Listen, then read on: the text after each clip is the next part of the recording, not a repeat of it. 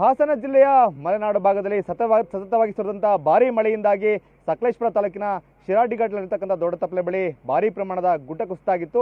ಆ ಮಣ್ಣನ್ನು ತೆರವುಗೊಳಿಸ್ತಕ್ಕಂಥ ಕಾರ್ಯಾಚರಣೆ ನಿನ್ನೆ ಮಧ್ಯಾಹ್ನದಿಂದ ಕೂಡ ಆರಂಭ ಆಗಿ ಇವತ್ತಿಗೆ ಒಂದು ಹಂತಕ್ಕೆ ಪೂರ್ಣ ಆಗಿದೆ.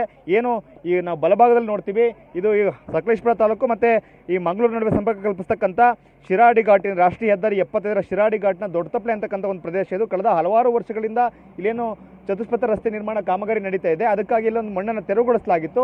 ಸೊ ಆ ಮಣ್ಣನ್ನು ತೆರವುಗೊಳಿಸ್ತಕ್ಕಂಥ ಸ್ಥಳದಲ್ಲಿ ದೊಡ್ಡ ಪ್ರಮಾಣದ ಗುಡ್ಡ ನಿನ್ನೆ ಕುಸಿದು ಬಂದು ಆದ ಒಂದು ಮಣ್ಣಿನಡಿ ಸುಮಾರು 4-5 ವಾಹನಗಳು ಸಿಲುಕೊಂಡಿದ್ವು.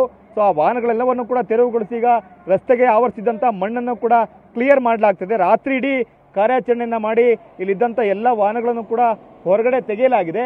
ಆದರೆ ಇನ್ನೂ ಕೂಡ ರಸ್ತೆಯಲ್ಲಿ ಮಣ್ಣು ಇನ್ನೂ ಕೂಡ ಆವರಿಸ್ಕೊಂಡಿದೆ. ನಾವು ನೋಡ್ತಿದ್ವಿ ರಸ್ತೆಯಲ್ಲಿ ಇನ್ನೂ ಕೂಡ ದೊಡ್ಡ ಪ್ರಮಾಣದ ಮಣ್ಣಿನ ರಾಶಿ ಇದೆ. ಈ ಕ್ಷಣಕ್ಕೂ ಕೂಡ ಶಿರಾಡಿ ಘಾಟ್ನಲ್ಲಿ ಎಲ್ಲ ರೀತಿಯ ವಾಹನಗಳ ಸಂಚಾರವನ್ನು ನಿಷೇಧ ಮಾಡಲಾಗಿದೆ. ಕಾರಣ ಈ ಮಾರ್ಗದಲ್ಲಿ ಈಗ ಸದ್ಯಕ್ಕಂತೂ ಮಳೆ ನಿಂತಿದೆ. ಆದರೆ ಯಾವುದೇ ಕ್ಷಣದಲ್ಲಿ ಸಣ್ಣ ಪ್ರಮಾಣದ ಮಳೆ ಬಂದರೂ ಕೂಡ ಮತ್ತಷ್ಟು ಮಣ್ಣು ರಸ್ತೆಗೆ ಹರಿದು ಬರ್ತಕ್ಕೆ ನಾವು ನೋಡ್ಬೋದು. ಇಲ್ಲಿ ಆ ಮಣ್ಣಿನ ನಡುವೆ ನೀರು ಹರಿದು ಬರ್ತಾ ಇದೆ.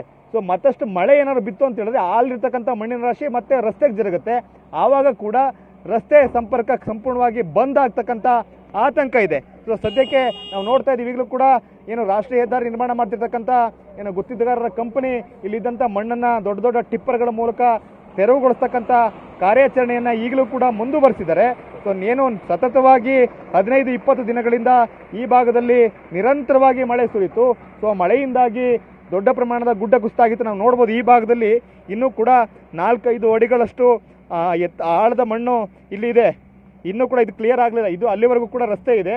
ಸೊ ಅಲ್ಲಿ ಈ ಪ್ರಮಾಣದಲ್ಲೂ ಕೂಡ ಇಲ್ಲಿ ವಾಹನ ಸಂಚಾರ ಕ್ಲಿಯರ್ ಆಗಬೇಕು ಅಂತ ಹೇಳಿದ್ರೆ ಈ ಮಣ್ಣು ಕೂಡ ತೆರವಾಗಬೇಕಾಗುತ್ತೆ. ಅಂದರೆ ಅಷ್ಟು ಅಲ್ಲೇನು ನಾವು ಅಲ್ಲೊಂದು ಕಟ್ಟೆ ಕಾಣ್ತದೆ ಅಲ್ಲಿವರೆಗೂ ಕೂಡ ಮಣ್ಣಿನ ರಾಶಿ ಇನ್ನೂ ಕೂಡ ಹಾಗೆ ಬಿದ್ದಿದೆ.